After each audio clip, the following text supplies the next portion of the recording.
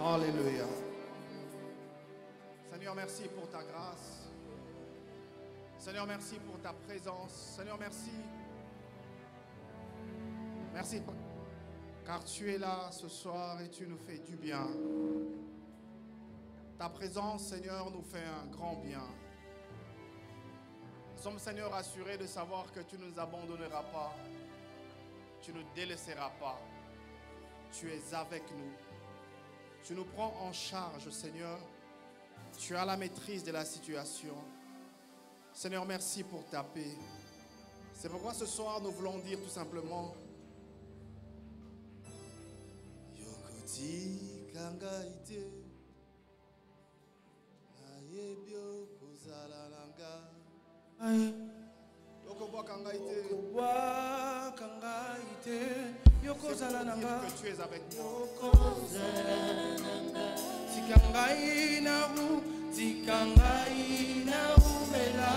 C'est notre prière ce soir.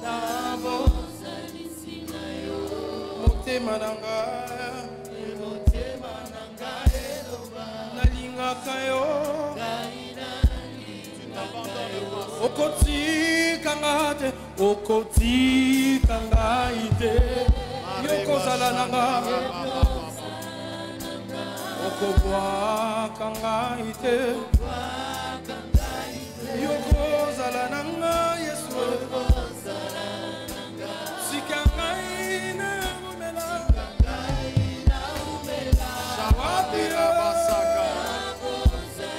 Quelqu'un est en train de prier à toi ce soir. Jésus, tu ne m'abandonnes pas, Éternel. Okoti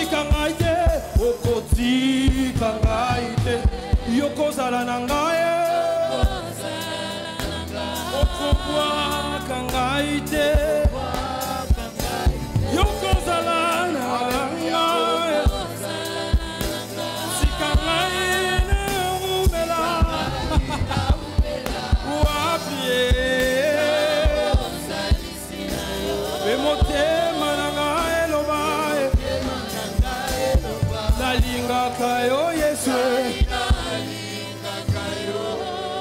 J'entends quelqu'un qui acclame le Seigneur ce soir.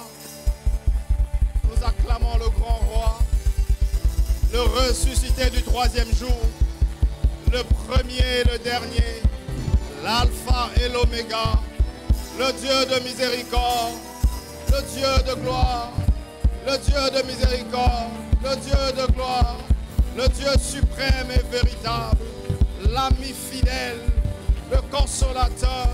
Il est là ce soir pour nous restaurer, pour nous transformer, pour nous changer, pour nous transformer.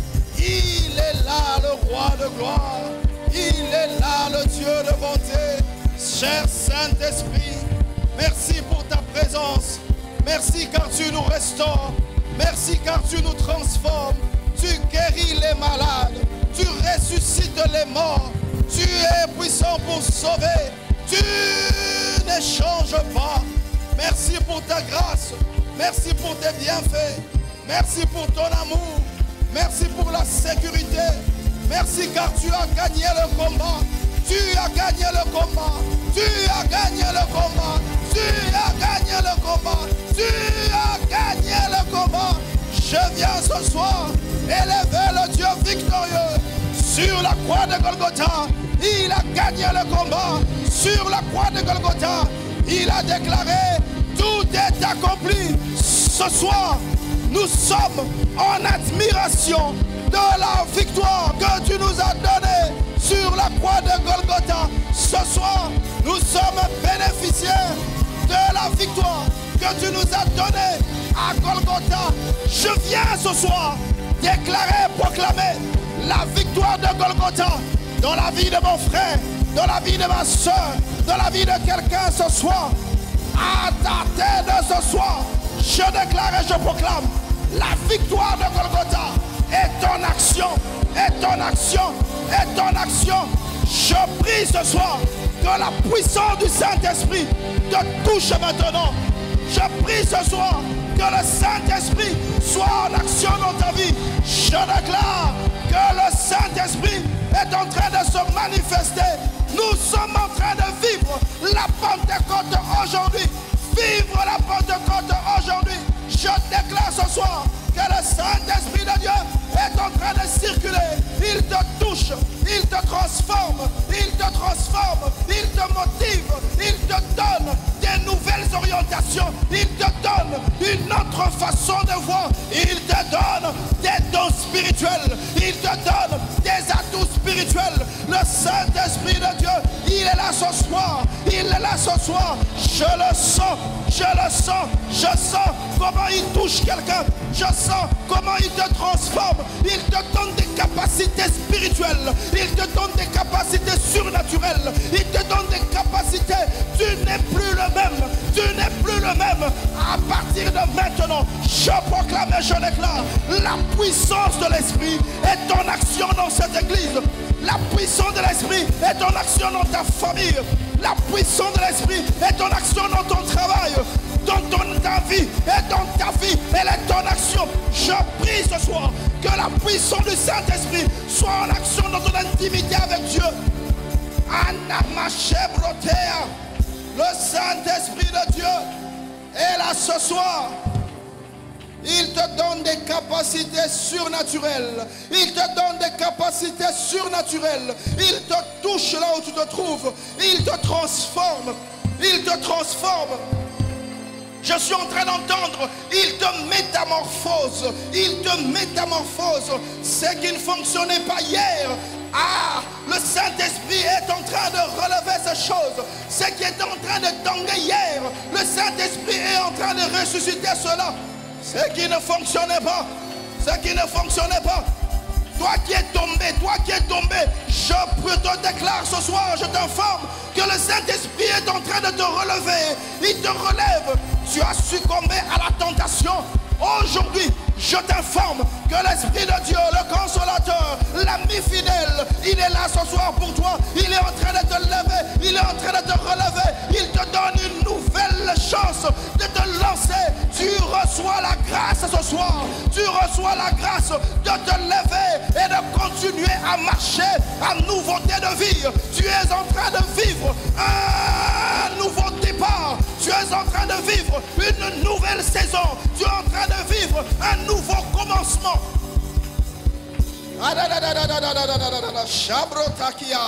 Il est kuriature samana ikantufa rebokorera serera kurietsontorekea naingaro sherere rutarara sharara. Seigneur, sous cette mouvance, je suis en train de prier, Éternel, que tu oignes ton peuple de ton onction ce soir. Sous cette mouvance de l'Esprit, Père, ton peuple est oint de ton onction. Ton peuple est oint, Saint-Esprit de Dieu.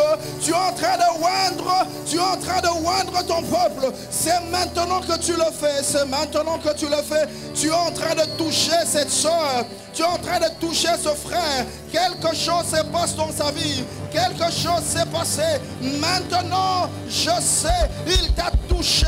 Il t'a transformé. Il t'a restauré. Il t'a donné un nouveau départ. J'entends un coup de sifflet qui est donné. J'entends un coup de sifflet. Qu'il y a quelqu'un, lève-toi, lève-toi, sois éclairé car ta lumière arrive. Lève-toi, lève-toi, deviens lumière car ta lumière arrive. Et la gloire de Dieu s'élève sur toi. La gloire de Dieu s'élève sur toi. Des nations marcheront à la clarté de ta lumière et des rois à celle de tes rayons. Des nations marcheront à la clarté de ta lumière et des rois à celle de tes rayons. Dieu fait de toi un signe et un présage. Dieu fait de toi un catalyseur. Dieu fait de toi un chemin. Dieu fait de toi un repère. Dieu fait de toi un modèle pour cette génération. Dieu fait de toi un modèle pour ta famille. Dieu fait de toi un modèle pour ce pays.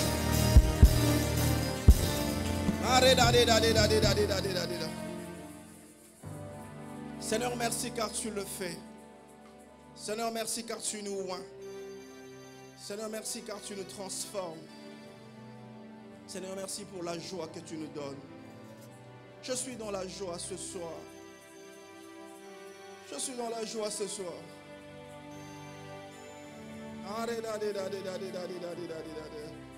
Je suis dans la joie ce soir. Alléluia. Alléluia.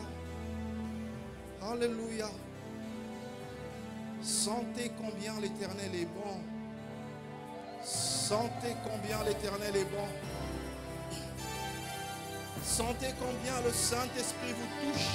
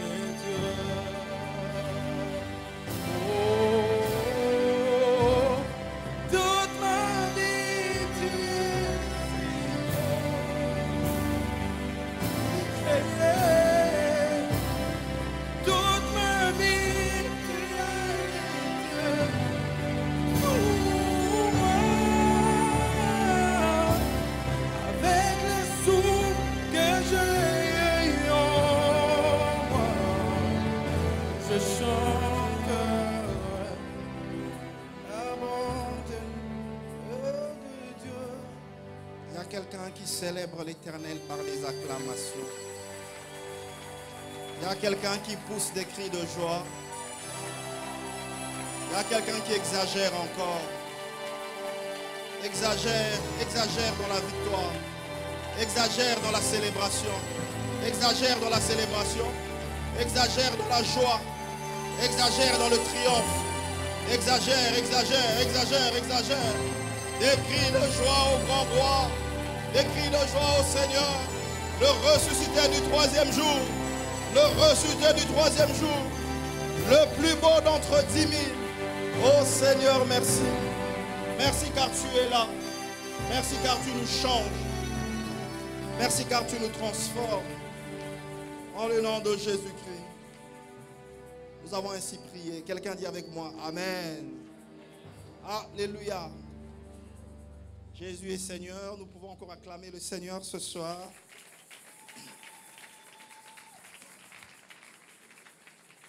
Amen, amen. Je bénis le Seigneur pour sa grâce, pour ses bienfaits, pour son amour pour nous. Si nous sommes là ce soir, vous savez bien le Seigneur, c'est toujours le fruit de la grâce de Dieu.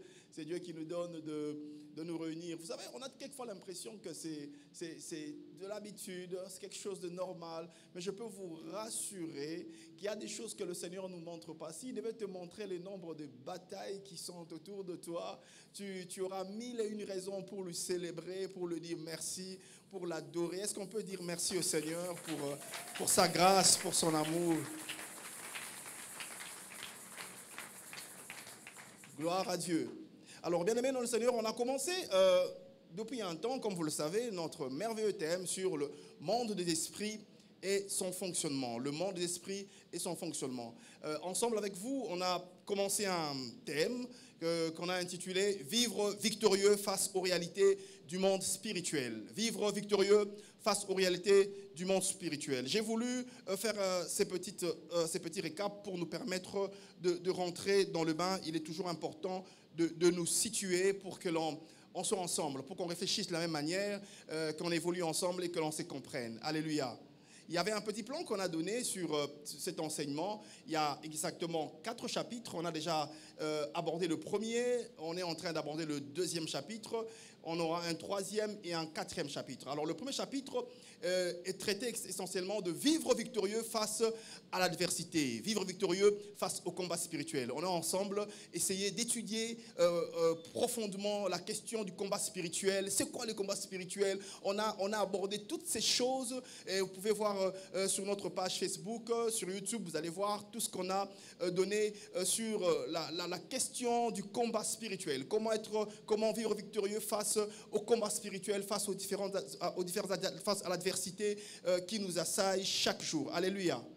on a commencé un deuxième chapitre qu'on a intitulé « Vivre victorieux face à la tentation ».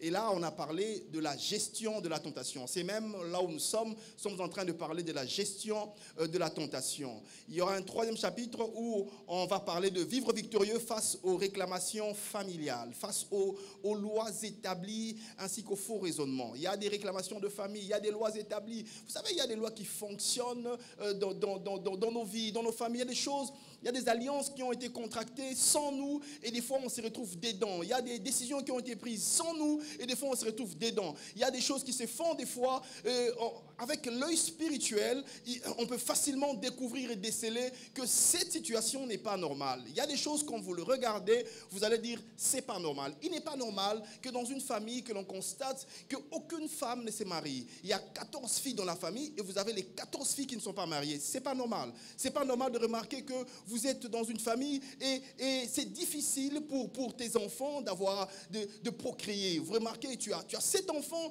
et toutes les filles ont des enfants, mais tes enfants n'ont pas d'enfants. C'est pas possible. Ce sont des choses pour lesquelles il faut connaître. Vous savez, c'est la connaissance qui nous libère. La connaissance nous donne la supériorité sur les différentes lois qui peuvent nous entourer ou qui peuvent avoir certaines pesanteurs dans nos vies. Alors, il sera question d'étudier cet aspect dans un troisième chapitre. Et un quatrième chapitre viendra pour clore notre enseignement. Et là, nous parlerons de vivre victorieux face aux pesanteurs du monde professionnel, du monde académique, ainsi que du monde scolaire. Vous savez, il y a certaines pesanteurs. Il faut être praticien pour savoir que sur le plan professionnel, il y a des choses qui se passent. Il y a des pesanteurs qui nous limitent, qui nous bloquent. Vous remarquez qu'il y a des choses qu'il faut découvrir. Et je peux vous rassurer qu'il y a des secrets qui se plongent derrière cette affaire. De savoir que sur le monde académique, on doit connaître certaines réalités. Je me souviens, lorsqu'on était à l'université de Kinshasa, on parlait des réalités académiques. Il faut connaître ces réalités pour savoir comment vous en sortir, comment on peut être victorieux face à ces choses. Quand vous arrivez sur le campus, quand vous arrivez à l'université, il y a des gens qui vous attendent avec des lois qui veulent absolument que ces lois puissent fonctionner dans vos vies. Ils savent que sur le plan académique, ils doivent faire telle chose pour vous avoir. Ils savent qu'ils doivent actionner telle situation pour vous avoir. On a vu l'histoire des enfants d'abord. On a dit les enfants d'abord sont les enfants des professeurs. Vous savez, quand on arrive à l'université de Kinshasa, on nous a appris qu'écoutez, il faut faire le suivi des notes. Il faut faire le suivi, sinon vous allez échouer, sinon ça ne marchera pas. Il faut donner quelque chose à l'assistant. Ce sont des choses qui fonctionnent. On vous raconte un nombre de choses. Vous êtes au home, vous remarquez certaines réalités spirituelles alors que vous êtes sur le campus, vous demandez mais pourquoi c'est comme ça? Pourquoi ça fonctionne comme ça? Pourquoi c'est ceci? Bien aimé dans le Seigneur, il est des fois important lorsqu'on est passé par quelque chose de transmettre ce que le Seigneur a mis dans notre cœur pour en parler. Alléluia. Alors, on a commencé ce deuxième chapitre sur vivre victorieux face à la tentation. Et là, nous allons parler de la gestion de la tentation. Ce chapitre a 5 points. On a déjà parlé du premier point. C'était le point qui était lié à l'introduction. On a fait une longue introduction sur la tentation. On a défini la tentation. On a compris c'est quoi. On a relevé tout ce qui était important de relever sur la tentation. Et il y a un deuxième point qui a parlé de l'origine et des objectifs de la tentation. Ensemble avec vous, la dernière fois, on a parlé de l'origine et objectif de la tentation. Alléluia. Il y a un troisième point qui parle des astuces et stratégies du tentateur. Un quatrième point qui va aborder la victoire face à la tentation. Et un cinquième point qui est découvrir l'après-tentation. Découvrir l'après-tentation. Ce soir, par la grâce de Dieu, nous voulons ensemble réfléchir. Nous voulons ensemble essayer d'analyser une question très importante pour tout enfant de Dieu. Il faut connaître cela sur la tentation. Parce que lorsqu'on maîtrise cela, il est facile d'être victorieux face à la tentation. Lorsqu'on a des informations, on peut être victorieux très facilement face à la tentation. Et là, ce soir, nous allons aborder le point sur les stratégies et les astuces du tentateur. Les stratégies et les astuces du tentateur. Vous savez, le tentateur, le diable, il a des stratégies, il a des astuces, il a des choses qu'il fait qu'il faut connaître. Quand vous les connaissez, quand vous avez de l'information sur cela, vous pouvez facilement déceler que ici c'est une tentation. Il y a des choses qu'il faut connaître. Vous savez, c'est un vieux loup, ce diable. Il a de l'âge, il a du temps sur terre. Il sait ce qu'il doit faire pour nous emmener à succomber à la tentation. Il sait ce qu'il doit faire pour nous emmener à nous arrêter. Mais il n'a pas la maîtrise du dépôt spirituel que Dieu a déposé en nous pour être victorieux face à la tentation. Au fait, le diable, il te voit, il te sous-estime par rapport à ton âge, mais il ne sait pas que ce que tu as en toi est supérieur à ce que tu représentes. Ce que Dieu a déposé en toi est supérieur à ce qu'il peut imaginer. Alors, qu'est-ce qui se passe? C'est comme l'iceberg. Vous savez l'iceberg, n'est-ce pas? Quand vous êtes sur le fleuve, quand vous regardez, vous voyez juste un petit bout d'iceberg. Vous avez l'impression que l'iceberg, c'est juste ce petit bout de glace. Alléluia. Ce petit bout de glace. Alors quand vous venez, vous dites, oh, ça c'était un petit bout de glace, je sais que je vais m'en sortir, c'est petit. Mais il ne sait pas que sous l'eau, le bloc de glace est tellement grand, et c'est ce qui fait que il n'a pas l'information de ce qui est caché. Vous savez, ce qui est caché appartient à Dieu. Alléluia. Il n'a pas la notion. Et c'est comme ça que vous avez remarqué avec nous l'histoire célèbre du bateau, le Titanic, qui a connu cet accident. Et les historiens ainsi que les spécialistes nous ont appris. Ils ont vu l'iceberg à distance, mais ils ne savaient pas que le bloc de glace en bas était grand. S'ils étaient allés tout droit sur l'iceberg, le Titanic n'allait pas sombrer. Parce que c'est juste une partie du bateau, ok, qui allait recevoir le choc. Mais la grande partie allait rester. Et avec ça, le bateau n'allait pas entrer sous l'eau. Mais qu'est-ce qu'ils ont fait? Ils ont sous-estimé la glace. Ils ont dit, tournons. Ils pensaient qu'il n'y avait que ce petit bout de glace. Alors quand ils ont commencé à tourner, ils tournaient. Ils ne savaient pas qu'en bas, le bloc de glace était si grand. Alors qu'est-ce qui s'est passé? Le bloc de glace a commencé à frotter sur la paroi du Titanic. Ça a frotté sur la paroi, ça a frotté. Donc ça a pris tout le bateau. Et qu'est-ce qui s'est passé? L'eau a commencé à entrer et le Titanic a sombré. J'aimerais te dire, le diable n'a pas la maîtrise de ce que tu as en toi. Celui qui connaît ce qu'il a placé en toi, ce qu'il a sémé en toi, c'est l'Éternel. Et ce soir, nous voulons continuer à parler, à nous donner certaines astuces, n'est-ce pas, qui va nous aider à évoluer sur comment vaincre la tentation. Parlons ce soir des stratégies et astuces du tentateur. J'aimerais premièrement qu'on puisse définir qu'est-ce qu'on entend par stratégie. C'est quoi stratégie? On va définir stratégie et on va définir également astuce pour qu'on comprenne bien ces termes. C'est quoi la stratégie? C'est quoi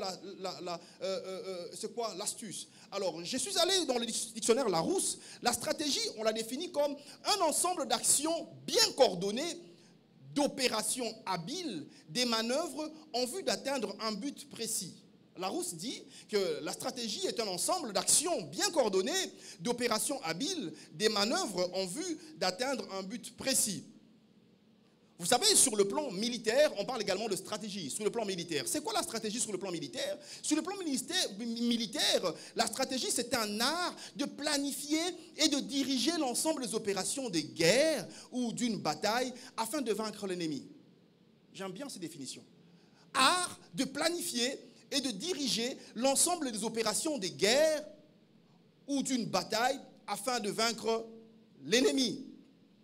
Une définition un peu laconique, mais qui m'a bien intéressé, qui dit que la stratégie, c'est le plan d'action à long terme visant à dominer l'adversaire ou à remporter la victoire en anticipant ses coups. Elle est quand même assez brève, mais j'aime bien la portée de cette définition. Plan d'action à long terme visant à dominer l'adversaire ou à remporter la victoire en anticipant ses coups. On peut anticiper le coup de l'adversaire. Mais c'est quoi l'astuce? Qu'est-ce qu'on peut comprendre par astuce? L'astuce, quand on parle d'astuce, l'astuce c'est quoi? Le dictionnaire Larousse, j'ai également visité Larousse, qui dit l'astuce peut être comprise comme un procédé ingénieux, habile et souvent simple pour résoudre un problème ou obtenir un résultat. Un procédé ingénieux, habile et souvent simple pour résoudre un problème ou obtenir un résultat. Vous savez, dans le langage courant, on parle également d'astuce. Dans le langage courant, quand on parle d'astuce, on veut dire c'est un petit truc ou un conseil pratique facilitant la vie quotidienne ou permettant à gagner du temps. C'est juste un petit truc, n'est-ce pas? Ou un conseil pratique qui facilite la vie quotidienne ou qui nous permet de gagner juste du temps. Une définition, je suis allé dans la psychologie comportementale qui dit que l'astuce, c'est une manière rusée ou habile d'agir ou de parler pour obtenir ce que l'on veut sans éveiller des soupçons. Belle définition. Manière rusée ou habile d'agir ou de parler pour obtenir ce que l'on veut sans éveiller des soupçons. Bien aimé, vous savez, il est important de noter que notre adversaire, le diable, est un être très rusé. Ah oui, il est vraiment rusé. La ruse, c'est un instrument de taille que le diable utilise pour tenter les enfants de Dieu. C'est un instrument qu'il utilise. Il utilise la ruse. Relevant à ce niveau que le diable, bien aimé, il ne cherche qu'à détruire les enfants de Dieu. Il cherche à détruire celui qui a cru. Lui, son but, c'est de mettre en mal tous ces chrétiens, tous ces enfants de Dieu, tous ceux qui viennent au Seigneur. Il n'a aucun intérêt à attaquer les païens. Il n'a aucun intérêt à attaquer ceux qui ne sont pas en Christ parce que, bon, ceux-là n'ont aucune valeur ajoutée pour lui. Il se dit qu'il les a déjà. Mais quand on devient chrétien, quand on devient enfant de Dieu, on devient la cible du diable. Le diable cherche à nous ramener vers le bas parce qu'il nous voit monter. Il se dit que si je laisse ce frère, je laisse cette sœur avancer, il pourra faire des grandes choses, il pourra faire un carnage, il pourra dévaster le monde de ténèbres. Alléluia. Dans Genèse chapitre 3, verset 1er, il est écrit ceci, parlant de la ruse. Le serpent était le plus rusé de tous les animaux des champs que l'Éternel Dieu avait fait. Il dit à la femme, Dieu a-t-il réellement dit, vous ne mangerez pas de tous les arbres du jardin? Il a posé une question à Ève. Est-ce que Dieu m'a dit que vous ne mangerez pas de tous les arbres du jardin? Il est astucieux, il est rusé. La Bible qualifie le serpent comme le plus rusé des animaux. Il n'a pas dit le moins rusé ou l'un des rusés. Il dit le plus rusé des animaux. C'est-à-dire que lui, il a maîtrisé la question de la ruse. Il est un rusé au maximum. C'est-à-dire qu'il maîtrise la ruse. Le terme ruse équivaut à lui. C'est lui, il est le rusé. C'est quoi la ruse? Il est bon d'en parler parce qu'on parle de rusé, ruse. On parle de ruse. Le serpent, c'est le plus rusé des animaux. Je voudrais ce soir, chers bien-aimés, vous donner quelques informations sur le mot ruse. Qu'est-ce qu'on peut comprendre par ruse? Quand on dit un homme est un rusé, quand on dit le serpent est le plus rusé des animaux, c'est quoi la ruse? Alors la ruse vient du mot hébreu aram. Aram qui renvoie à malin ou à astucieux. Aram, A-R-A-M. Le mot aram qui renvoie à malin ou à astucieux. Le Nouveau Testament utilise 3 termes grecs pour parler de ruse. Il y a 3 termes qui viennent expliquer le mot ruse. Le premier mot grec, c'est panourgia. Panourgia, qui veut dire fourberie. Panourgia. Quand on parle de panourgia en grec, ça veut dire fourberie. C'est quoi la fourberie? La fourberie veut dire hypocrisie, fausseté, perfidie. Un perfide, c'est quelqu'un qui est dangereux, mais sous une apparence favorable. Quand on dit qu'un homme est perfide, c'est quelqu'un qui est très dangereux, mais quand tu vois les apparences, il a des apparences favorables. Une personne qui donne l'impression de ne pas faire du mal, mais il est très dangereux. Il a une apparence de sainteté, mais il est très dangereux. Ça, c'est un perfide. La fourberie, c'est exactement ça. 2 Corinthiens chapitre 11, verset 14 dit « Et cela n'est pas étonnant, puisque Satan lui-même se déguise comme un ange de lumière. » Il utilise la fourberie. Il se déguise comme un ange de lumière pour donner une apparence péjorative, pour donner une fausse apparence, pour tromper, pour qu'on pense que lui, comme il brille, c'est vraiment un ange, c'est quelqu'un de bien, on peut s'attacher à lui. Il se déguise. Il ne peut pas venir avec sa forme normale, il ne peut pas venir avec son véritable visage, parce qu'il sait que s'il montre son véritable visage empreint de mal, empreint de fausseté, empreint des choses qui ne sont pas bien, mon ami, il sait que l'homme ne l'acceptera pas. Il doit se déguiser, il doit porter un visage. Vous savez, quand quelqu'un vit dans le péché, vous remarquez qu'il devient vilain. Vous remarquez qu'il y a quelque chose qui ne fonctionne plus.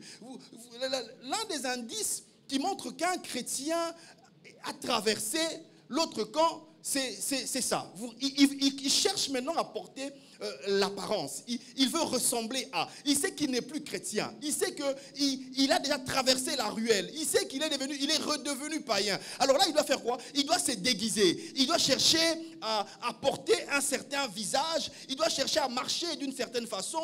Il doit certainement commencer à dire une certaine chose d'une certaine manière. S'il ne disait pas Alléluia bien-aimé, il doit dire Alléluia comme salutation. Il veut paraître et non être. Or, un chrétien, ce n'est pas celui qui paraît. Un chrétien, c'est celui qui est. Alléluia. Un chrétien n'a pas besoin de donner un autre visage. Il doit avoir un visage qui démontre ce qu'il est réellement.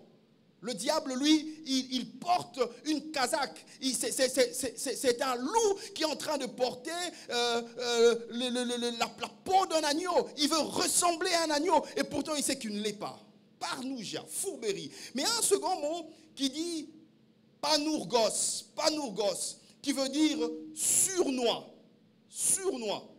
C'est quoi la surnoiserie? Surnois. Quand on dit que quelqu'un est surnois, ça veut dire quoi? Surnois, c'est quelqu'un qui dissimule ses sentiments réels dans une intention malveillante. Une personne qui cache ses sentiments réels dans une intention malveillante. C'est une personne qui cache ses sentiments, ses émotions, ses positions. Il est faux. Il se renferme en lui-même. Il montre très peu sa position. Ça, c'est un homme surnois. Il se cache. Il ne montre pas sa position. Quand il est avec X, avec certaines personnes, il est, oui, je suis d'accord. Quand il est avec d'autres, oui, je suis d'accord. Quand il est avec les chrétiens, oui, je suis chrétien. Quand il est avec les païens, oui, je suis païen. Il ne donne pas sa position. Vous ne le connaissez pas. Jean chapitre 8, verset 44 dit, « Vous avez pour père le diable, et vous voulez accomplir les désirs de votre père. Il, le diable, a été meurtrier dès le commencement, et il ne se tient pas dans la vérité parce qu'il n'y a pas de vérité en lui. Lorsqu'il profère le mensonge, il parle de son propre fond. Il parle de son propre intérieur. Il parle de lui-même, car il est menteur et le père du mensonge. » Ça, c'est le diable. Le père du mensonge. Un menteur. Il est lui-même le père du mensonge. Il se cache dans le mensonge. Vous savez bien, aimé dans le Seigneur, il y a quelqu'un qui a dit, parlant du mensonge, vous savez, c'est important de dire la vérité. Quand on te pose une question, c'est important de dire la vérité. Parce que quand tu mens, tu ne peux pas mélanger mensonge et vérité. Il faut continuer à mentir pour rester cohérent. Parce que dès que tu associes le mensonge à la vérité, ça donne des flammes. Quand on te pose une question, es-tu allé à l'école aujourd'hui? Si tu dis, oui, j'étais allé, tu dois continuer à mentir. Quand on te dit, quel professeur a donné cours aujourd'hui? Tu ne peux pas dire la vérité parce que vérité et mensonge, ça ne marche pas. Tu dois dire, c'est le professeur Kachimuluma qui nous a enseigné. Il a enseigné quoi aujourd'hui? Il nous a enseigné le cours de mathématiques. Quel cours il a donné? Il a donné,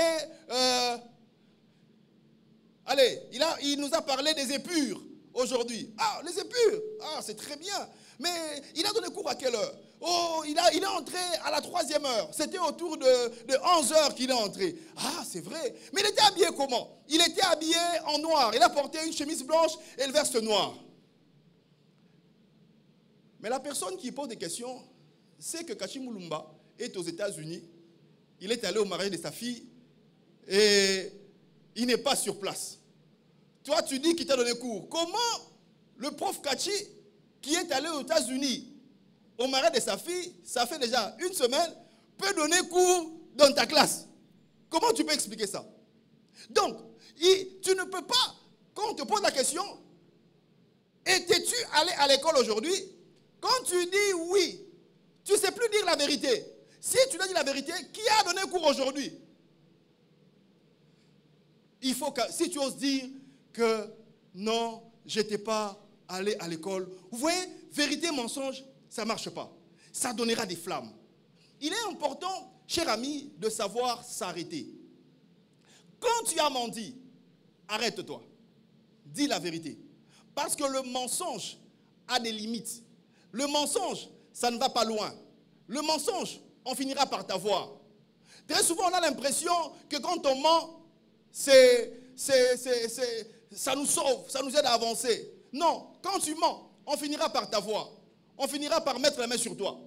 Des fois, on a l'impression que les magistrats du parquet sont des gens exceptionnels.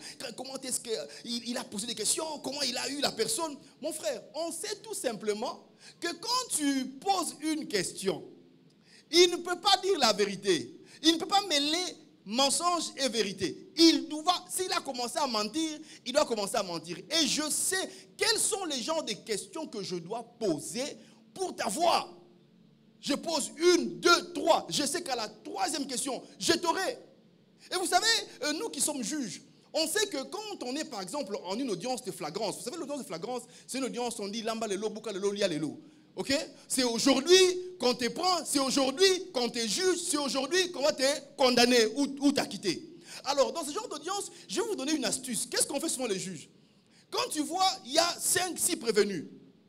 Il ne faut pas commencer par le prévenu le plus fort. Si tu vois, il y a 3 hommes, 1 femme. Dès que tu arrives, tu regardes, tu dis, je commencerai par la dame là, elle a peur. Si je commence par elle, je lui pose la question. Madame, yondo mataki na taxi à oyo longolaki oyo mukolo enlèvement ozalaki te nazalaki te. Mais ba monaki yo na taxi wana.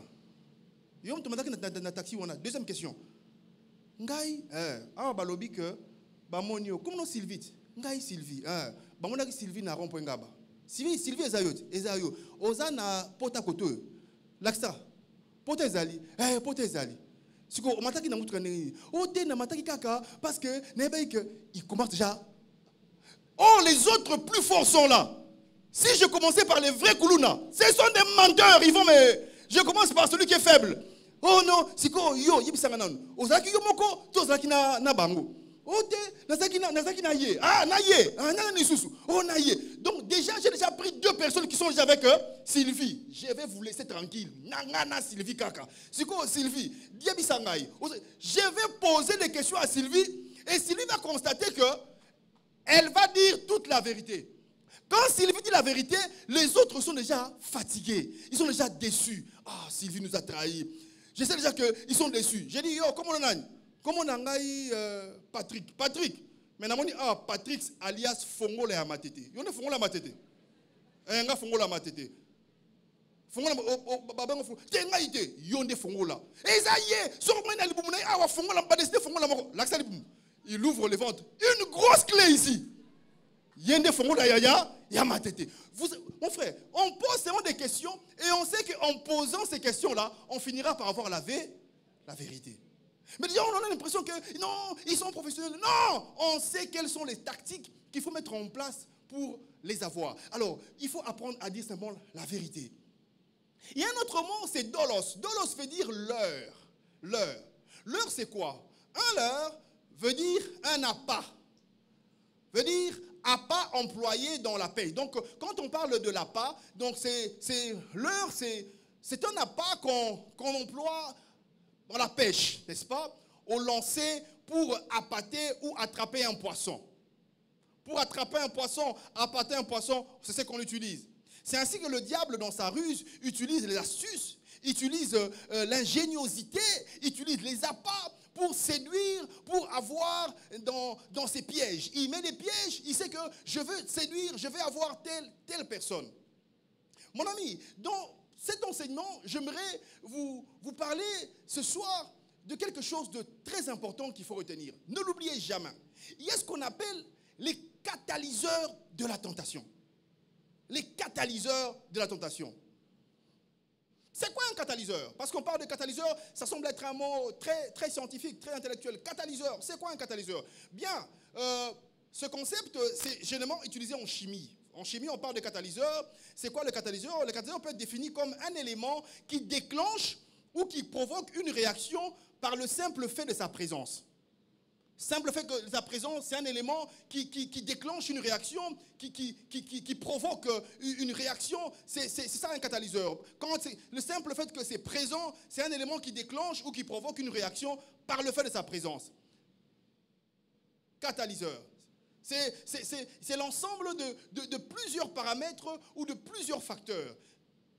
Alors, parlons de catalyseur, on parlera de catalyseur de la tentation. C'est quoi? Qu'est-ce qu'on peut comprendre par catalyseur de la tentation? Par catalyseur de la tentation, on veut parler de ce qui provoque la tentation, ce qui déclenche et active la tentation. Il y a des choses qui provoquent la tentation. Il y a des choses qui déclenchent, qui activent la tentation. Il y a des choses qui favorisent la tentation. Des choses qu'il faut connaître que sans ces choses, il ne peut pas avoir tentation. Et le diable sait qu'il y a des catalyseurs qu'il peut utiliser pour tenter, pour amener le peuple à succomber à la tentation. Alors, il est bon de le relever que les catalyseurs ne sont pas en elles-mêmes des tentations, mais elles offrent un cadre favorable à la tentation.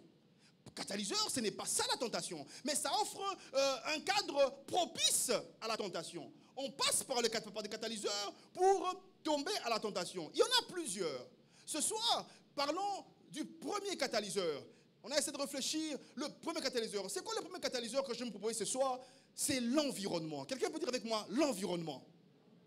Environnement. L'environnement, c'est le premier catalyseur que je propose ce soir. C'est quoi l'environnement? Par environnement, il faut entendre entourage habitué à un individu. C'est l'entourage, l'environnement. L'environnement, c'est l'ensemble de conditions naturelles et culturelles qui peuvent agir sur l'homme et ses activités. Ce sont des choses qui entourent l'homme. C'est l'ensemble des conditions naturelles qui peuvent vous entourer, des conditions culturelles qui peuvent agir sur l'homme ou ses activités. Alors, dans le contexte de notre enseignement, l'environnement renvoie au cadre matériel, au cadre spirituel, cadre psychologique, cadre sentimental ou émotionnel, où vit l'homme. Il y a plusieurs cadres qui peuvent se manifester comme environnement de l'homme. Il y a des cadres professionnels, il y a des cadres sentimentaux, il y a des cadres matériels, il y a des cadres spirituels, il y a des cadres émotionnels. Alors, le diable connaît cela. Il sait que je peux passer par ce qui est sentimental. Je peux passer par ce qui est émotionnel. Je peux passer par ce qui est spirituel, ce qui est psychologique, ce qui est matériel pour avoir l'homme. La connaissance des catalyseurs de la tentation, c'est quelque chose de très important. La connaissance des catalyseurs de la tentation, c'est quelque chose de très particulier pour tout enfant de Dieu. Il faut les connaître. Ça nous permet d'être non seulement sage, mais d'être avisé. Quand on connaît les catalyseurs de tentation, on est sage, on est avisé, mais on est surtout prudent. Proverbe chapitre 22, verset 3 dit ceci: l'homme prudent voit le mal de loin et se cache, mais le simple avance et sont punis. L'homme prudent, l'homme avisé, il voit le mal de loin et il fait quoi? Il se cache. Un homme intelligent voit le mal de loin. Il fait quoi? Il se cache. Mais l'homme simple, l'homme non avisé, lui, il avance et il se retrouve être puni parce qu'il n'est pas prudent. La connaissance des catalyseurs nous rend prudents. Matthieu chapitre 10, verset 16 dit ceci: voici, je vous envoie comme des brebis au milieu des loups. Je vous envoie, c'est l'Éternel qui parle. Voici, je vous envoie comme des brebis au milieu de loups. Soyez donc prudents comme le serpent et simples comme la colombe. Soyez prudents comme le serpent et simples comme la colombe. Mon ami, la connaissance et la maîtrise des catalyseurs de la tentation nous permet de les éviter.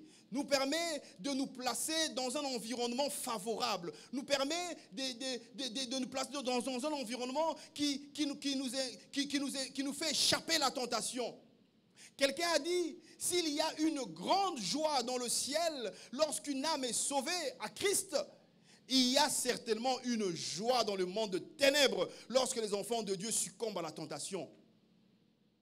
Nous avons, en tant qu'enfants de Dieu, l'obligation de faire de notre milieu des milieux spéciaux pour ne pas succomber à la tentation. Car succomber à la tentation, ça diminue. Succomber à la tentation, ça nous dévalue aux yeux de Dieu. Succomber à la tentation, ça donne des arguments au diable contre nous. Succomber à la tentation, ça ouvre des portes aux démons. Succomber à la tentation, ça ouvre les portes au monde de ténèbres. Par-dessus le marché, ça nous culpabilise et ça refroidit notre foi en Dieu. On est culpabilisé lorsqu'on est tombé. On sent notre foi être refroidie.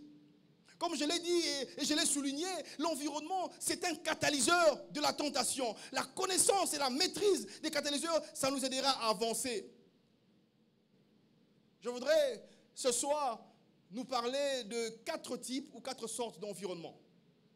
Parlant du mot environnement, je voudrais vous en donner 4. Il y a 4 types, il y a 4 sortes d'environnement. Ce sont des choses qu'il faille connaître. Le tout premier environnement ou le tout premier modèle d'environnement, c'est l'environnement géographique. L'environnement géographique. Ici, il s'agit des lieux que le diable utilise pour nous tenter. Il y a des lieux que le diable utilise pour nous tenter. Il sait que dans ces lieux, je peux l'avoir. Nous voulons, parlant de cet environnement, montrer comment est-ce que le tentateur utilise certains milieux géographiques pour nous tenter. Il s'agit des lieux, des endroits, des localisations géographiques qui peuvent être favorables, qui peuvent être propices à la tentation. Il y a certains lieux qui sont favorables, qui sont propices à la tentation. Tenez ceci, Proverbe chapitre 7, versets 6 à 10. Un texte qu'on connaît. Proverbe 7, 6 à 10. Je lis au nom de Jésus. J'étais à la fenêtre de ma maison et je regardais à travers mon treillis.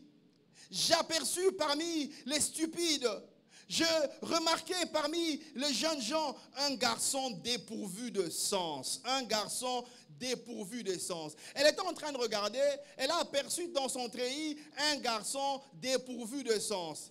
Il passait dans la rue, près de l'angle où se tenait une de ses étrangères.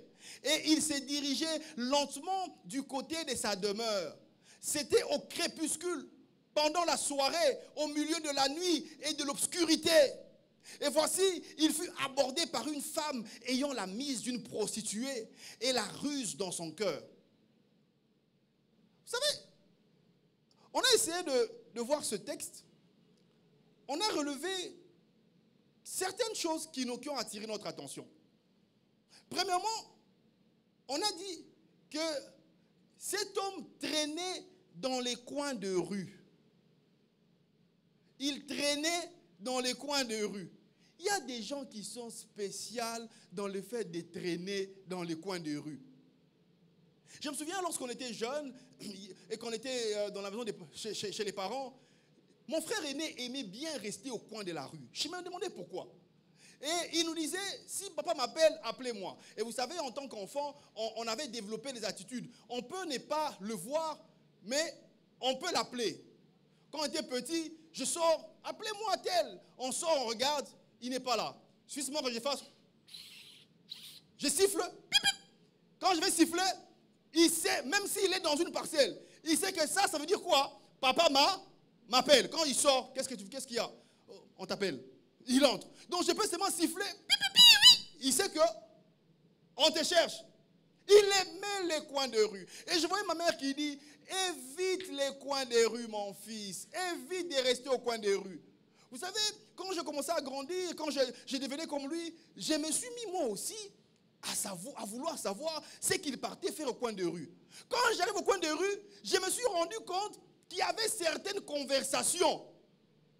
Il y avait certaines choses qui se racontaient. Il y avait des choses qui attiraient l'attention.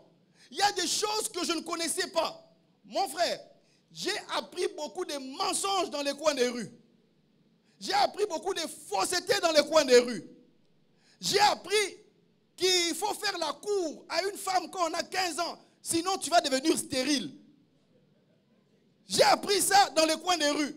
Si tu ne fais pas la cour, c'est fini. Ne dépasse pas 15 ans. Mon frère, je me suis dit, waouh! Donc moi, si j'atteins mes 16 ans, je deviens fausseté, fourberie. C'était faux. J'ai appris dans les coins des rues que quand papa dépose la clé de contact pour apprendre à conduire, il faut prendre la clé, voler. Tu ne peux pas, papa ne va jamais t'apprendre à conduire. Il faut prendre sa voiture, il faut voler, sortir avec. C'est en sortant que tu vas apprendre à conduire. Mensonge. Il y a beaucoup de mensonges dans les coins des rues. Il y a beaucoup de choses qui se passent qui détruisent nos enfants dans les coins des rues. Il y a des endroits qui sont favorables. En fait, qu'est-ce qui se passe? Les personnes qui sont dans les coins de rue sont des personnes qui n'ont pas la vie de Dieu en eux. Sont des personnes qui ne sont pas chrétiens. Sont des personnes qui n'ont pas un dépôt, qui n'ont rien à communiquer. Alors, tout ce qu'ils communiquent, c'est quoi? Ce sont des mensonges. Alors, ce jeune homme, lui, il traînait dans les coins de rue. Mais on dit aussi, près de l'angle où traînent les prostituées.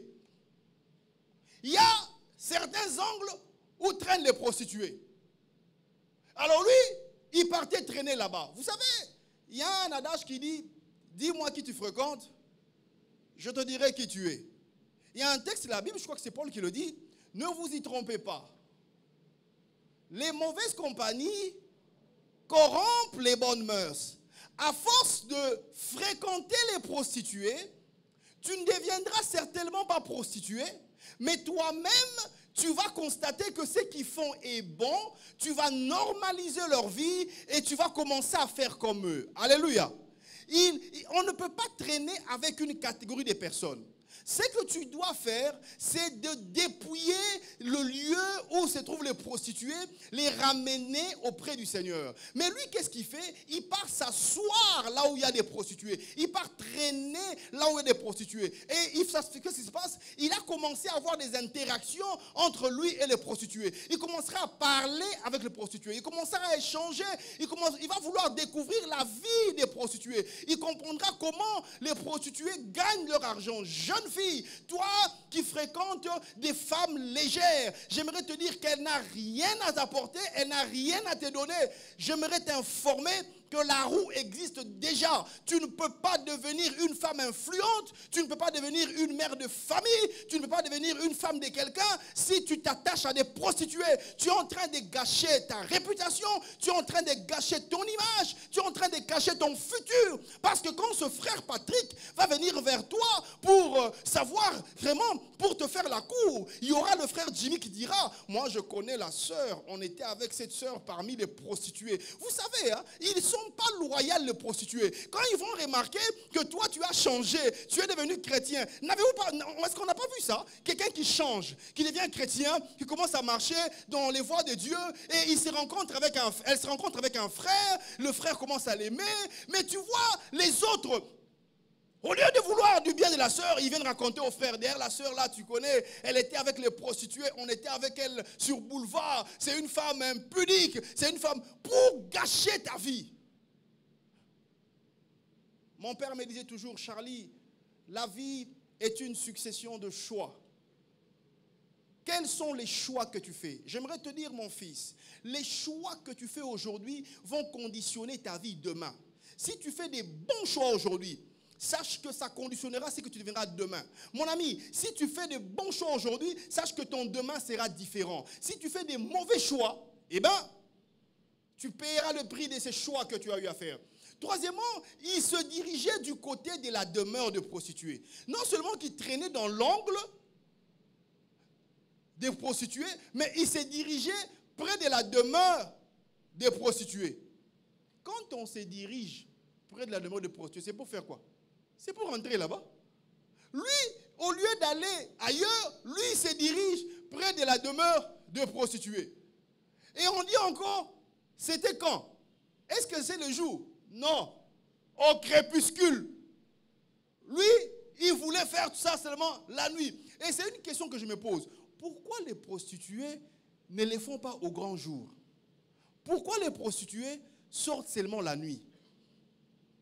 Je me suis posé des questions. J'ai eu des éléments de réponse. C'est qu'eux-mêmes, ils savent que ce qu'ils font est mauvais. Ils ont l'information en eux que Elokotozo Sala, Ezamabe, ils préfèrent se cacher. Ils préfèrent faire ça en cachette. Et toi aussi qui veux pécher, pourquoi celui qui pêche, il doit se cacher? Pourquoi quand Adam a péché, il est allé se cacher? Pourquoi on se cache? Pourquoi on a honte?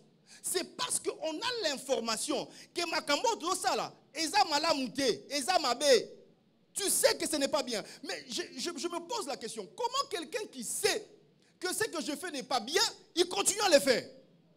Tu sais très bien que ce que je suis en train de faire ici, c'est pas bien. Mais tu es en train de le faire. Tu sais très bien que aller dans les boîtes de nuit, c'est pas bien. Mais toi, tu pars. Tu sais très bien que prendre l'argent dans la caisse de l'État, ce n'est pas bien. Mais toi, tu le fais. Le péché, c'est quelque chose qui vient petit à petit. Hein. Vous savez, on l'a dit la dernière fois, il y a des étapes hein, quand on veut pécher. Ça, ce n'est pas du coup. Hein. Ça commence par une sollicitation. Tu es sollicité. Est-ce que je peux aller hein? Est-ce que je peux faire ça? Sollicitation. Tu commences à réfléchir. Tu réfléchis. Tu es sollicité. Deuxièmement, tu vois, après la sollicitation, hein, tu dois analyser. Il faudrait maintenant qu'on réfléchisse. Est-ce que ce que je fais est bon ou mauvais? Après ça, c'est la délibération. Je dois décider. Il faut que je délibère. Est-ce que je peux ou je ne peux pas? Est-ce que je dois ou je ne dois pas? Est-ce que je peux ou je ne peux pas? Est-ce que je peux tricher ou je ne peux pas tricher? Tu réfléchis. Ce n'est pas que ça vient bouh, bouh, j'ai péché. Non, il y a toujours un processus. Il y a toujours un temps. Et le Saint-Esprit sera toujours en train de te parler. Te dire que ça, c'est pas bien. Ça, c'est mauvais. Ça, ce n'est pas bien. Ne fais pas ça. Ce n'est pas bien. Je me souviens, lorsqu'on a fait le concours pour devenir magistrat, on était nombreux. On était à 13 000. Et pendant qu'on était dans la salle d'examen, c'était quand même assez compliqué. Je ne sais plus c'était encore quel cours qu'on faisait. Je crois que c'est la procédure pénale ou civile. Il y avait un pasteur qui était à mes côtés. On était avec le pasteur. Vous savez, quand ça chauffe, tu ne sais pas que ça chauffe chez les voisins s'ils ne manifestent pas l'échauffement. C'est quand le monsieur commence à faire aïe, aïe, aïe, aïe. Et, oyo, nini nzambe. Tu sens que ce monsieur ici est en train de brûler. Ça ne va pas. J'ai entendu le pasteur dire, ah Seigneur, ça c'est quoi ça? Oh mon Dieu, alléluia. J'étais là, il était en train de me perturber. À un moment donné, j'ai travaillé, et moi je sais, mon frère, je dois te le dire, si tu me vois en train de faire l'examen à tes côtés, je peux te rassurer que je ne vais jamais te donner la réponse. Sois sûr que Nakopé Sayote, et c'est connu, c'est comme ça. Quand on était sur le campus, nous on était parmi les tenanciers de cette affaire. On ne donne pas les réponses. Quand on dit à voisin fermé, c'est voisin fermé. Je ne te donne pas la réponse, même si tu es mon frère. Nakopé Sayote. Alors, il était là, ça commençait à me distraire. Un moment donné, il me dit, ah, mon cher ami, est-ce que tu as la réponse? Je l'ai regardé, j'ai dit, pasteur, je veux bien te donner, mais je ne peux pas. Ce n'est pas possible. Travaille seulement, ça va aller. Mon frère, ce n'est pas venu du coup. Ça a commencé par aller, écoute, quand tu vois que ça ne marche pas, j'aimerais te rassurer d'une chose. Concentre-toi. Commence à réfléchir. Rien ne te prouve que les voisins qui sont à tes côtés sont plus intelligents que toi. Tu as quelque chose que lui n'a pas. Fais attention. Ne pense pas que les réponses que lui met sont des bonnes réponses. Fais attention. Ne pense pas que ce qui se passe chez les voisins, c'est ce qu'il y a des meilleurs. Fais attention. Peut-être que ce qu'il fait, c'est faux. Et ce que toi tu fais, c'est bien. Commence à réfléchir. Commence à réfléchir. Je me rappelle d'un ami sur le campus. Il faisait des On lui a seulement dit, papa, réfléchis et écris. Mon ami, il a commencé à écrire. Moi, j'ai regardé comment il écrivait. Il a écrit. Moi, je pensais que j'avais les réponses. Mais vous savez, quand on a sorti les copies, moi, j'ai fait 13 sur 20. Lui qui faisait les il a fait 18 sur 20. Qui dit que moi, j'étais plus que lui? Mais il ne savait pas qu'il avait un dépôt en lui qui peut l'emmener à aller de l'avant. Alléluia. C'est très important de connaître ces choses. J'aimerais donner un conseil à quelqu'un ce soir. Il ne faut jamais tenter les tentateurs. Il ne faut jamais tenter le diable. Il ne faut jamais tenter celui qui tente. Il y a quelques exemples ou quelques endroits que j'aimerais vous donner ce soir qui sont comme des catalyseurs de la tentation. Les boîtes de nuit, le club de nuit, ce sont des lieux, des espaces géographiques favorables à la tentation. Un chrétien ne va pas dans les boîtes de nuit. Un chrétien ne va pas dans le club de nuit. J'insiste, un chrétien ne fréquente pas les boîtes de nuit. Un chrétien ne va pas dans le club de nuit. On ne va pas aller là-bas. Il y a certains hôtels, oui, pas tous, mais il y a d'autres hôtels qui sont propices à la tentation, où il n'y a pas de respect de certaines conduites. Il n'y a pas de code dans ces... c'est généralement les hôtels 0 étoiles. Vous savez, hein, il n'y a pas de code, il n'y a pas de respect. Hein, c'est compliqué là-bas. Les 0 étoiles là, c'est bien, mais c'est des fois compliqué. Des fois compliqué. Il y a des hôtels qu'il ne faut pas fréquenter. Il y en a, vous remarquez, c'est bon. Ce sont des lieux de repos, c'est calme. Mais il y en a d'autres en tout cas qu'on ne conseille pas. Il y a certains milieux dans les quartiers, certains milieux dans les avenues, certains milieux où c'est propice à la tentation. Il y a des endroits obscurs et isolés entre sexes opposés. Des endroits obscurs et isolés. Tu es dans l'obscurité avec un sexe opposé. Tu es un frère. Tu pars te cacher avec une sœur dans un milieu fermé. Vous allez rester dans un tunnel. Vous êtes dans un milieu isolé. Ce sont des endroits propices à la tentation. Et si tu n'es pas fort, si tu n'es pas fort, tu vas succomber. J'aimerais parler ici de tout endroit qui nous amène à être tentés, qui nous emmène à succomber. Tu sais que tu es faible face à l'argent. Tu sais que toi, face à l'argent, tu ne résistes pas. Il y a des postes que tu ne prendras pas. Peut-être être caissière, tu vas éviter. Tu sais que moi, l'argent, c'est pas bon. Il y a des endroits qui sont propices à la tentation. Quand vous les regardez, vous sentez que ça ne vous emmène pas très loin. Mais il y a également l'environnement que j'appellerais, à part l'environnement géographique, il y a l'environnement relationnel. Quelqu'un peut dire avec moi environnement relationnel.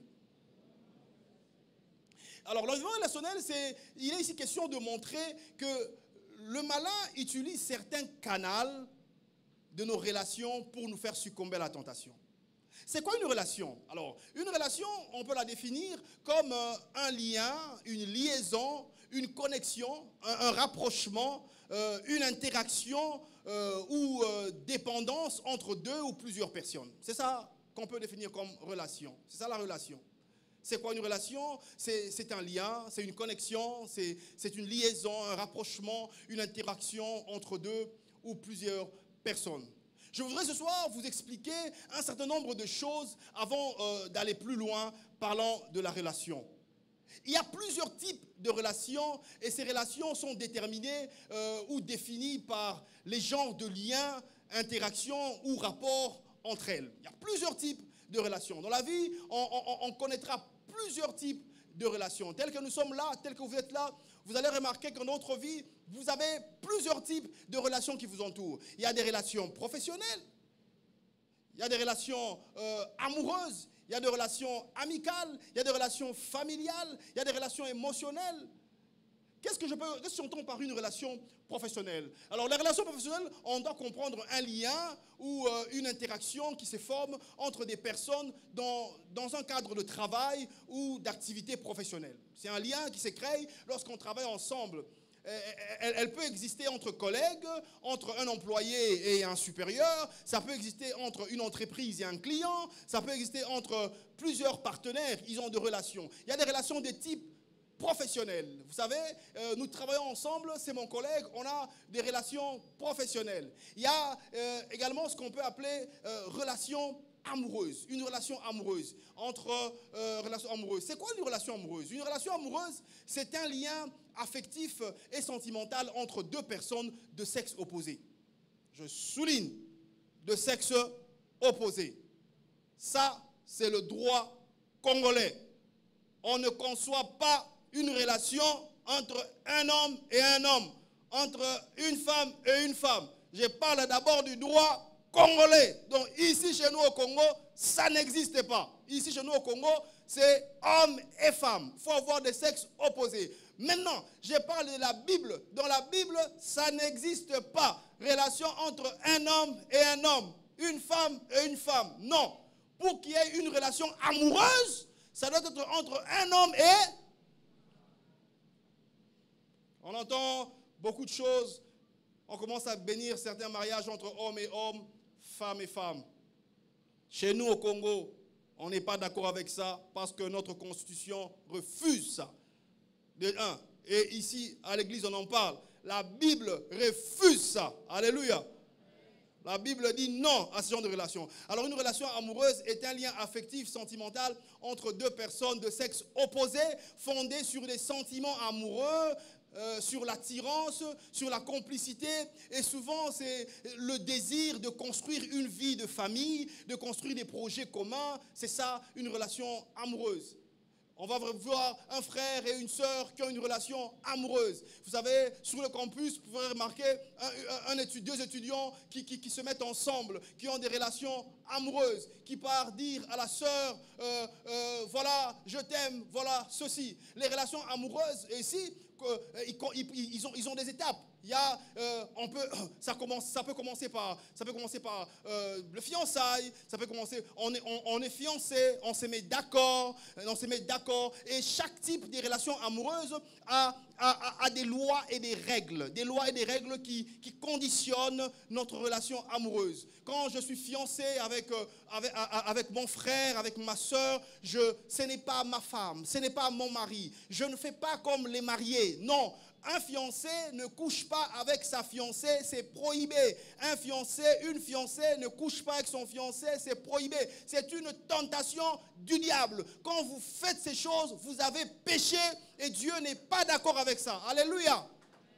Les fiancés ne vont pas ensemble. Les fiancés ne couchent pas ensemble. Le commerce charnel entre fiancés est un commerce charnel illicite et prohibé. On n'accepte pas.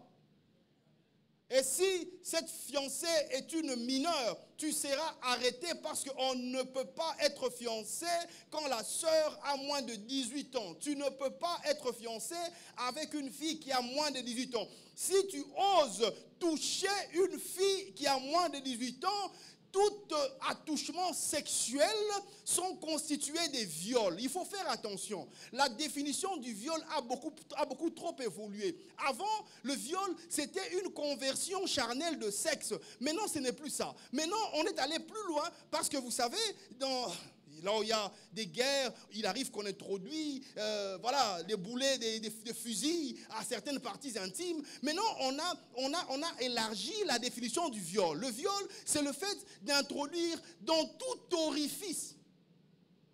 Si c'est avec une tendance sexuelle, c'est un viol. L'orifice, même quand c'est le nez, si tu le fais avec une intention sexuelle, c'est un viol. Si elle a moins de 18 ans, c'est un viol. Voilà pourquoi on parle de tout rapprochement charnel de sexe. Quand il y a un rapprochement, quand tu es en train de faire ces choses, c'est un viol.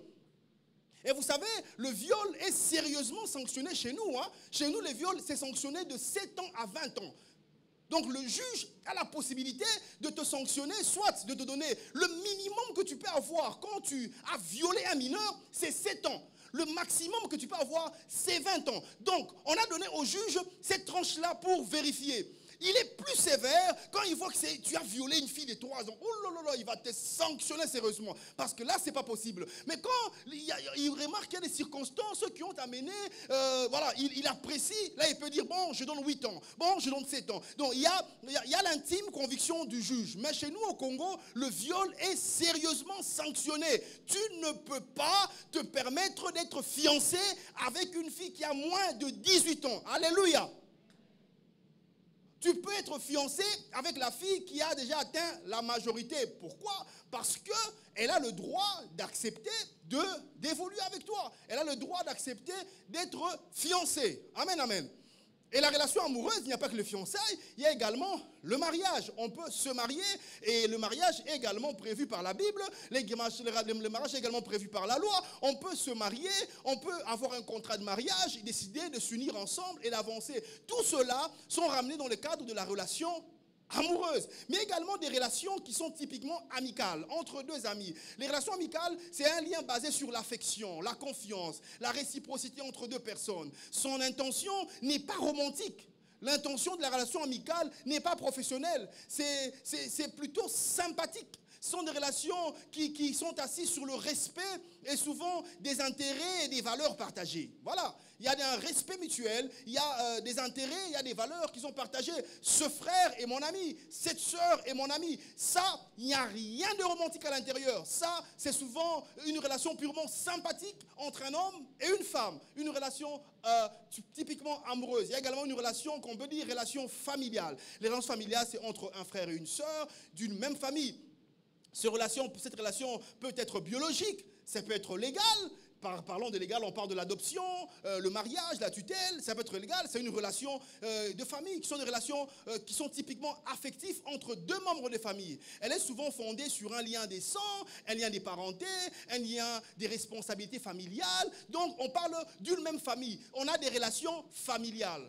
J'étais en train de parler des sortes de relations. J'ai parlé des relations familiales, j'ai parlé des relations amicales, j'ai parlé des relations amoureuses, j'ai parlé des relations professionnelles. Ce sont les différents types de relations.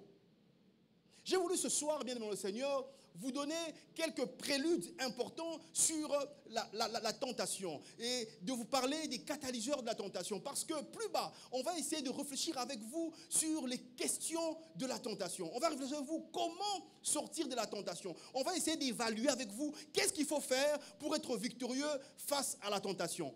Mais j'aimerais terminer ce soir en donnant 4 vérités.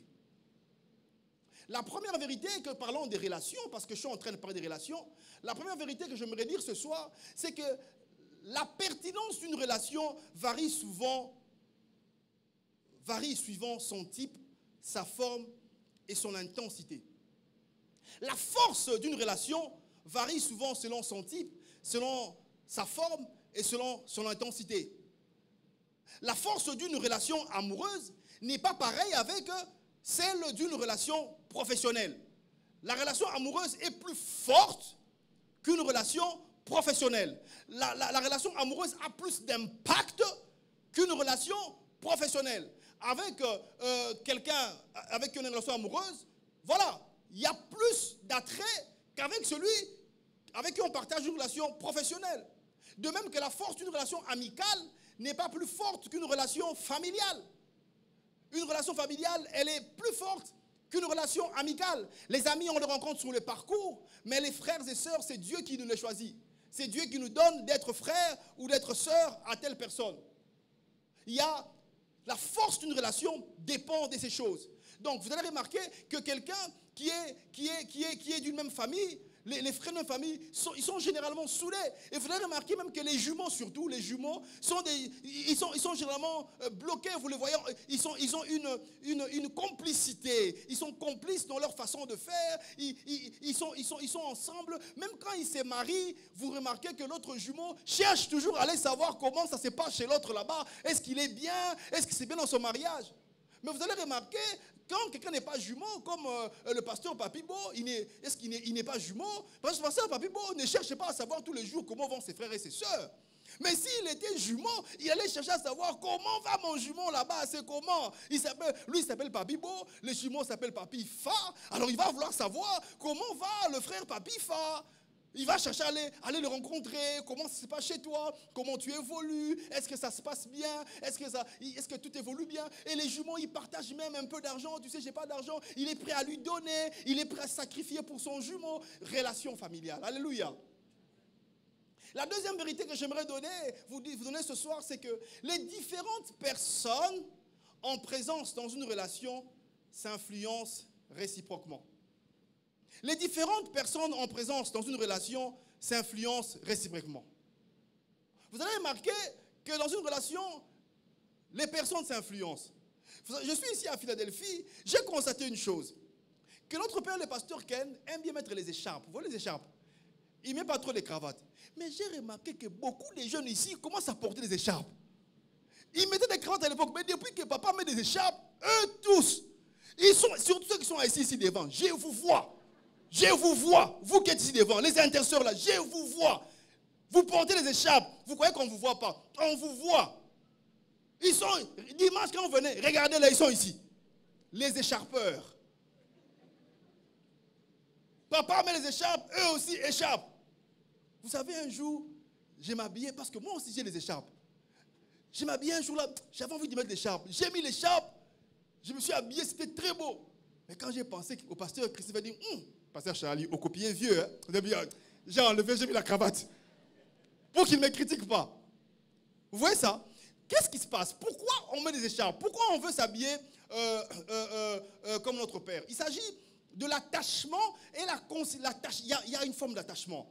L'attachement, la considération et l'estime que l'on a pour le pasteur Ken, c'est là, ça nous pousse à faire comme lui. Ça nous pousse à nous habiller comme lui, n'est-ce pas? Ça nous pousse à le ressembler. On veut s'habiller comme lui. Si aujourd'hui, Papa Ken commence à porter les boubous, voilà les boubous, je vous assure, vous aurez des frères et des sœurs en boubou. Et je suis sûr que maman Sylvie qui vend les boubous au marché central va faire beaucoup d'argent. Mais tout est parti par quelqu'un qu'on aime beaucoup.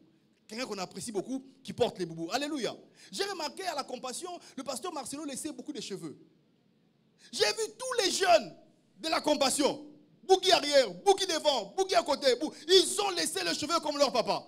C'est quoi? En fait, c'est l'amour qu'ils ont pour le pasteur Marcelo. C'est l'attachement qu'ils ont pour lui. Ils veulent être comme lui. Ils veulent le ressembler. Alléluia. Ils veulent faire comme lui. Vous sentez qu'ils veulent le copier. Quand tu ressembles à quelqu'un, tu as tendance à l'imiter. Tu as tendance à faire comme lui. Alléluia. L'attachement, la considération, l'estime que tu as pour quelqu'un va te pousser à le ressembler. Troisièmement, le niveau d'influence sera toujours proportionnel à l'intensité de la relation. Le niveau d'influence est toujours proportionnel à l'intensité de la relation. Mon professeur d'université a peut-être plus d'influence que mon père biologique. Parce que je voulais ressembler. Je me souviens, lorsqu'on était à la faculté des sciences économiques, on voulait tous commencer à parler comme le professeur Maï Moulumba. Vous savez, quand le professeur Maï Moulumba parle, il a tendance à faire Alors, nous tous commençons à parler, ben, vous voyez, quand nous parlons de la science économique, il faut essayer de... non, nous tous voulons faire comme lui. J'ai remarqué que tous les étudiants, quand ils parlaient, et le professeur Mabi a tendance, quand il parle, il avait tendance à mettre la main dans sa veste. Il fait, vous voyez, il fait ça. Il avait un tic là. J'ai remarqué que les étudiants de la faculté, quand ils parlaient, mais papa, qu'est-ce que tu tiens là-bas? Lui, peut-être qu'il arrange sa veste. Mais toi, tu veux l'imiter. Pourquoi quand tu parles, tu fais pourquoi tu l'imites? Pourquoi tu fais comme lui? Mais c'est quoi? C'est la considération qu'ils ont pour lui. Ils veulent le ressembler. Ils veulent commencer à parler comme lui. Et ils vont commencer à l'imiter. Alléluia. Il y a une forme d'imitation qui se passe. Il y a des choses qui arrivent lorsqu'on veut ressembler à quelqu'un. Le diable, dans sa stratégie, utilise souvent les personnes d'influence pour nous tenter. C'est la quatrième vérité. Le diable ne va jamais utiliser quelqu'un qui n'a pas d'influence. Il ne va jamais n'utilisera que ceux qui ont de l'influence pour nous emmener à succomber. Ce soir, on a parlé des astuces et stratégies du tentateur. Et la fois prochaine, nous allons poursuivre avec cet enseignement. Que Dieu bénisse sa parole. Amen.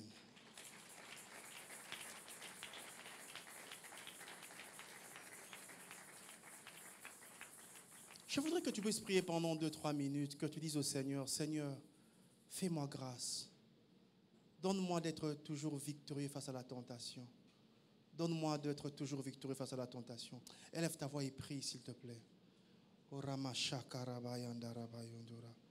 Seigneur, nous avons besoin de toi, Père. Besoin de ta visitation. Besoin de toi, Éternel Dieu Tout-Puissant. Fais-nous grâce, Seigneur. Donne-nous de réussir. Donne-nous de réussir.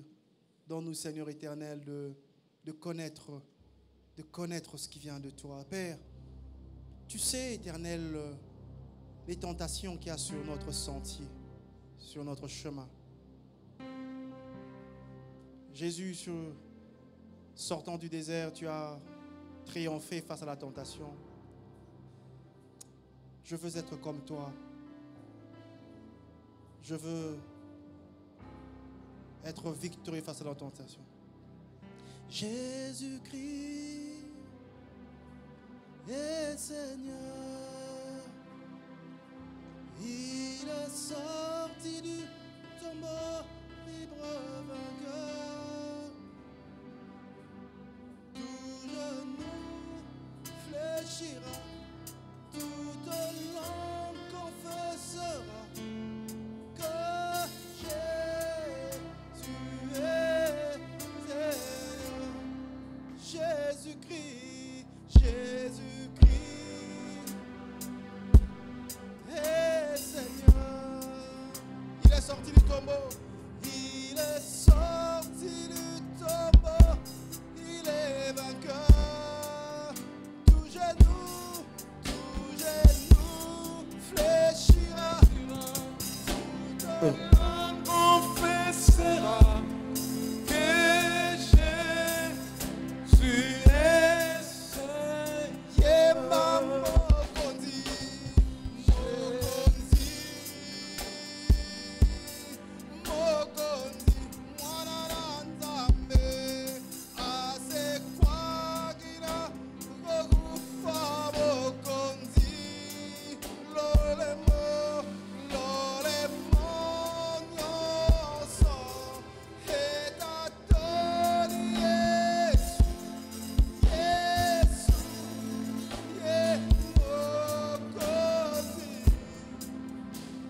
Seigneur, merci. Tu es Seigneur. Tu es sorti du tombeau. Tu nous as donné la victoire. La victoire qu'on a, Seigneur, nous la tirons de Golgotha. Sur la croix de Golgotha, tu as gagné le combat. Sur la croix de Golgotha, tu as gagné le combat. Sur la croix de Golgotha, tu nous as donné la vie.